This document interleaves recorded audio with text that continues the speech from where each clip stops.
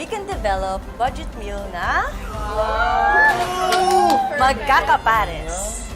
Pwede natin pagterno-ternohin yung mga existing dishes natin at gawin rice toppings.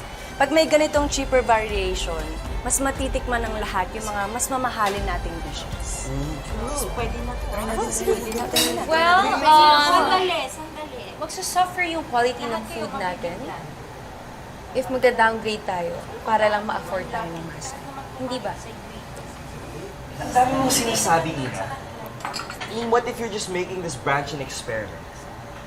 What do you even know about restaurant businesses? May restaurant din yung family namin dati. And pinalaki ako ng parents ko with the guiding principle na kapag may masarap na pagkain, dapat na i-share sa lahat. Regardless sa status ng tao, mayaman man o mahirap.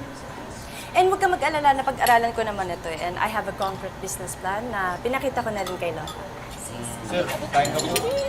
Tikman niyo. Sobrang sarap.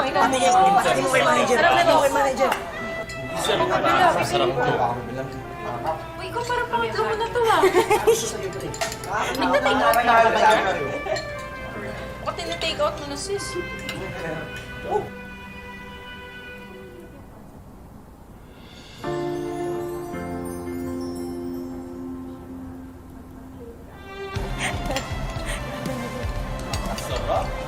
Di ba? Pare, sabi ko. Oo, pala yung mga ginawang bottomless yun. Ang sarap! Kanin na lang talagang kulang, pare. Guys, malinamnam siya in fairness. For sure, that's so pathetic. Sobrang malasa. Sino ko wala? And that won't guarantee na magiging magaling yung performance ko dito sa restaurant na to.